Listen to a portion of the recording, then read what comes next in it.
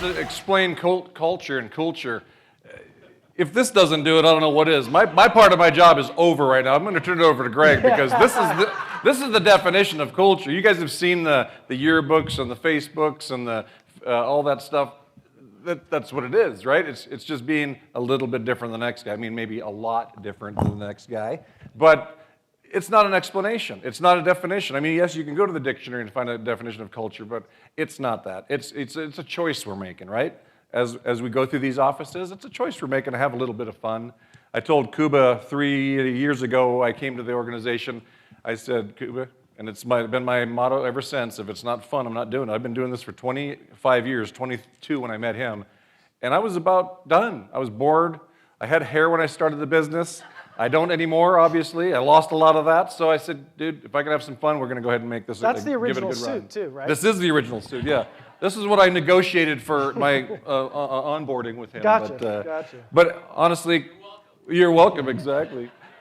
We do have a lot of fun in the Summerlin office, but I'll tell you, it's not me. It is not anything to do. We had some visitors at the office this morning. Some of you guys came out to visit, and I will tell you that when you see my staff, you see the office, and I introduced a couple of my agents to you guys, it's all being part of plugged into that type of a mentality, all right? It's not a definition. It's not waking up at 8 o'clock and doing this, that, and the other. Nope, ain't gonna happen. That's not fun for me. So, Greg, take it away a little bit. You got some things to say, too. Yeah, I just got some notes because I'm not as good as Wally, but I just wanted to say, when they kind of asked us to do this, Wally and I talked on the phone, and we were kind of brainstorming like what we were going to do, and the first thing I think we agreed upon was we're not going to do like a typical presentation. That's kind of counterintuitive to Coolture, right? Yeah. But one of the things I kind of started looking around and kind of doing some research, and I looked at some companies like Facebook and Google and Zappos and stuff, and one of the things that I think is important when we talk about Coolture is it always starts at the top. And so I want to say before Kuba sits down, Kuba. Can you stand up just real quick? Yeah. Sorry. I think Coolture starts at the top, and it starts with leadership and management, and that trickles down to everybody in the organization. So I think everybody should thank Kuba for starting the Coolture. Kuba.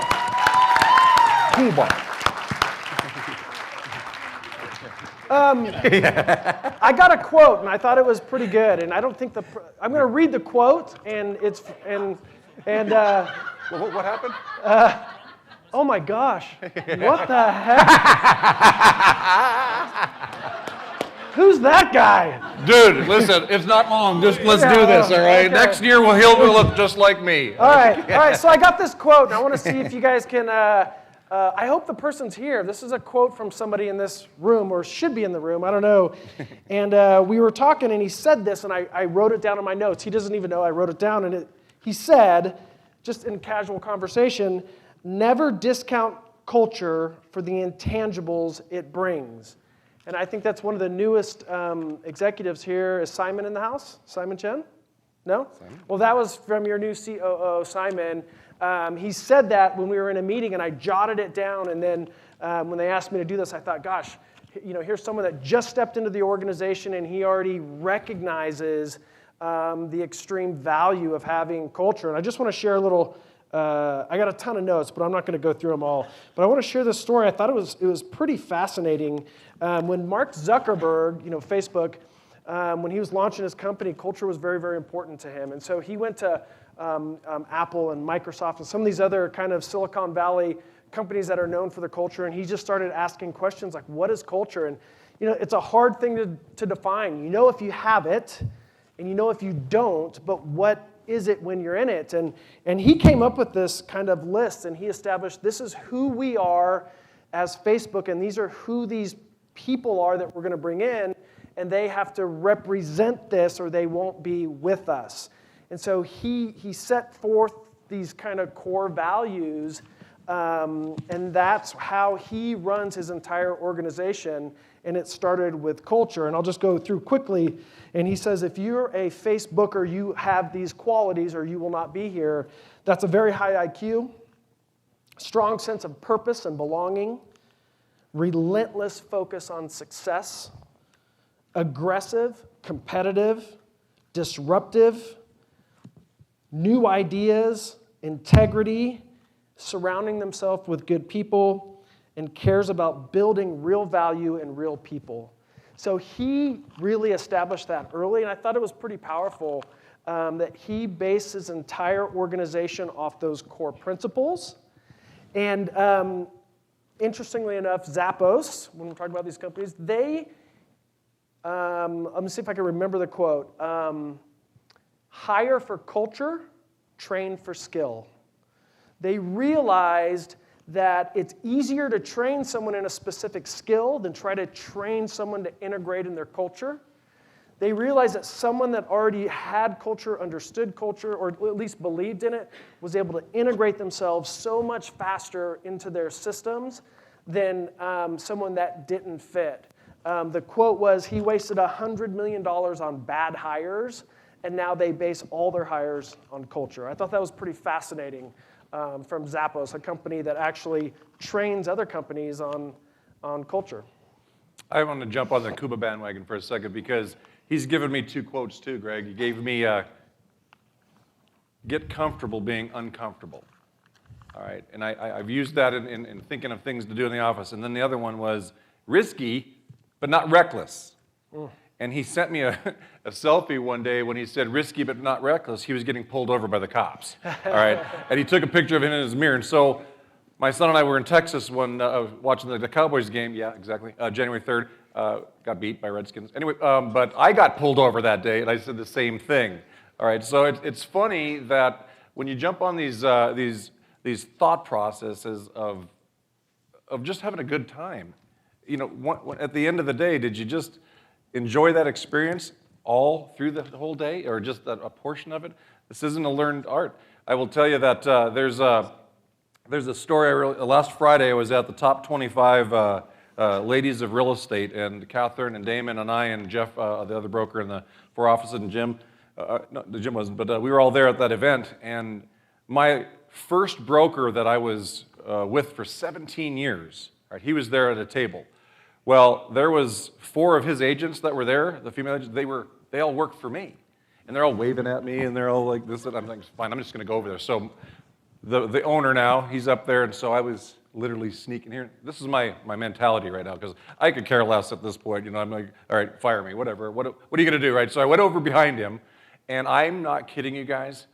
I pinched his left butt cheek so hard, he screamed. All right, and you know, a lot of people in this room were like, "What are you doing? What are you doing?" You know what? Listen, people kind of get a kick out of that. All of his agents that were used to be mine, they were giving me high fives, hugs, kisses, and everything like that, right? So, you know, being different. That's what I wanted to lead into. You got to be a little bit different. You got to have maybe a screw loose here and there every once in a while, sometimes. But the sayings of, you know, dance like nobody's looking. No, dance like everybody's looking. All right, dance like everybody's looking. I will tell you, we're going to try to wrap this up pretty quick because I think we're trying to get you back on pace. Thanks, Kuba, for taking too much time this morning. But with all due respect, if you're not that culture person, if you're not that wired to be that culture person, I was telling Greg earlier, and we agree with this, there's somebody in your office that is. And you need to find that person or those people and let them build that head of steam, that culture, that thinking different. At the end of the day, you got to be happy with what's going on. And if you're not happy, go do something else, right? I mean, you got to be happy doing that. So there's a lot of people in our offices that connect on this level. And if you're not that person, find that person. Any final thoughts? Yeah, no, I do. David gets pulled over a lot too, I think you were saying, right? Speaking of... Get pulled over. See, David warned me, he goes, man, I'm going to get you up there. So I'm trying to be like a proactive strikes against... There's nothing you can say. But okay, Greg, his quote is reckless, not risky. That's what his quote is. Yeah, so he's the opposite of that. So. My wife just showed up, everybody. Oh! What's up? Woo! That's a surprise. Oh, my goodness. Sorry, I just had to. That was not planned, by the way. Kuba just surprised me. Luba, now I know what you were doing earlier. She was hiding something from me. Well, is my wife? No?